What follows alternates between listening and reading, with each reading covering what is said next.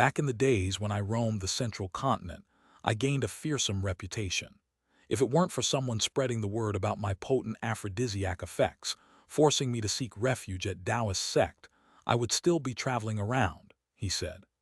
The fellow who traveled with me is also a formidable figure among your race.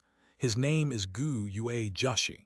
When he sent me to Taoist sect, he promised to write about me in his books so that everyone could remember me. Gu Yue Jushi was a famous traveler from the central continent.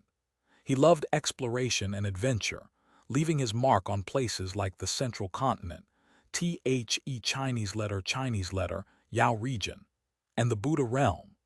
Legends said he had served as an official historian in the Great Xia dynasty, meticulously documenting the emperor's affairs with commoners and his numerous illegitimate children. He was kidnapped by a dragon princess in Chinese letter, Yao region, and escaped from her clutches.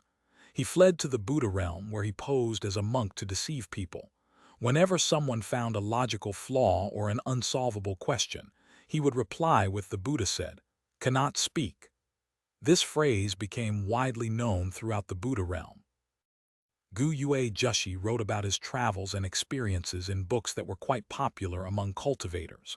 Although there was no clear record of Gu Yue Jushi's cultivation level, Lu Yang guessed it must be high. Otherwise, he would have been killed long ago by others. The Ginseng Child was an excellent teacher. It recounted many things from its own personal experiences and even discovered several herbs in the garden during its travels with Water Moon Jushi. Lu Yang listened intently as he nodded his head. A single ginseng person approached a small house made of plants. The closer they got, the more palpable the life force within seemed to be, making Lu Yang's heart race. Something is wrong. Lu Yang clutched his chest and trembled uncontrollably. Thump, thump, thump. His heartbeat accelerated as if countless tiny insects were buzzing around him. Listening closely, a chill ran down Lu Yang's spine. Those weren't the sounds of insects. They were voices from within. Voices said they were trapped inside and needed to escape. The Ginseng Child noticed something amiss first and shouted loudly, "Hey, there are outsiders here. Pay attention and keep your life force hidden. Hurry up." Lu Yang calmed his mind through cultivation techniques and the sounds gradually faded away. Lu Yang knelt on the ground, panting heavily. What he had just experienced wasn't a hallucination. Something was indeed inside him. What could it be? The Ginseng Child put down its spirit stone and hopped over to Lu Yang with an apologetic tone. "I'm sorry, I didn't realize you hadn't reached the Yun Chinese letter stage yet." Unlike humans, medicine kings were judged by their age rather than cultivation level.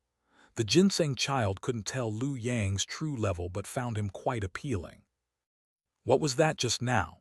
Lu Yang asked, still shaken from his experience. "Ba Zia and the demoness had such high cultivation levels in your world that I overlooked how our life force would affect you. Our life force is too strong. It can make each of your organs develop its own will, transforming you into a new individual.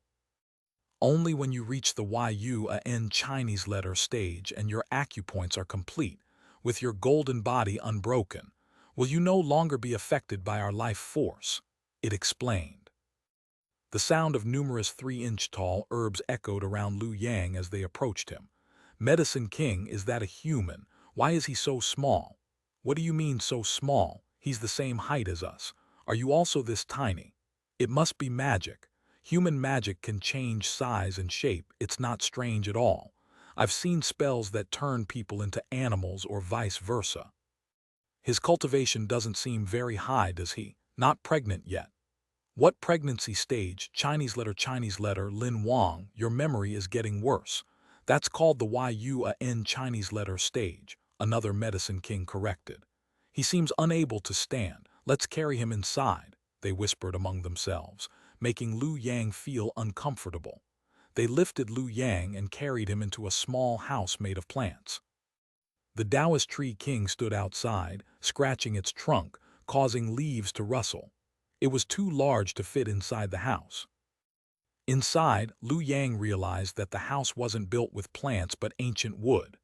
Under the influence of the Medicine King's life force, The old wood sprouted new leaves and flowers, concealing its true form. Lu Yang felt much better as he slowly stood up, trying to recognize the medicine kings. To his surprise, none of them were familiar to him. "Human, what is your name?" a small plant with 3 tender leaves asked. Its body was silver, with tiny stars on its leaves like a miniature universe. "My name is Lu Yang. I don't know who you are," he politely replied, considering the medicine kings as elders and Taoist sect seniors. "It's 3-leaf starlight medicine plant. We all call it Star King," another medicine king quickly responded. It was a colorful flower with petals corresponding to the 5 elements colors, its center divided into black and white, each with a hint of the other, resembling a masterpiece of ink painting. "I am Eternal Time Flower. Just call me Final King. Everyone says I'm the most beautiful flower, but I think it's because people are jealous of my beauty. As a humble medicine king, I believe I'm just the second most beautiful in the world," the Eternal Time Flower chattered incessantly. Lu Yang stared at the Eternal Time Flower for 2 seconds before his pupils dilated with disbelief. He had heard of this flower but never seen it. "Is that the Eternal Time Flower? The one that blooms only when the world ends and all life is destroyed, making time itself pause?" It wasn't surprising Lu Yang was shocked. Ancient texts claimed that the Eternal Time Flower blooming equaled the end of the world, a complete reshuffling of the entire universe. However, historical records showed no such event had ever occurred in reality. The Eternal Time Flower scratched its nectar. "Someone said so, but I remember opening when things were peaceful and everyone was happy. There was no sign of any disasters. Maybe it's just a rumor." Just as Lu Yang was about to ask more questions, another medicine king spoke up. "Lu Yang, why are you in the herb garden? Did Ba Zia send you here to pick herbs?"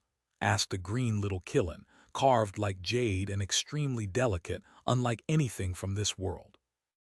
Lu Yang was startled. Kiln. The kiln was one of the most mysterious creatures, rarely seen even by those who had traveled extensively. It was rarer THA Chinese letter do Jieki cultivators only mentioned in ancient texts. Taoist sect actually had one. Taoist sect's depth and power were beyond Lu Yang's imagination. The ginseng child explained. "It is the immortal kiln medicine plant. Its current form is its manifestation. You need to reach THE Chinese letter stage, Hueshan, and cultivate your divine eyes to see its true form."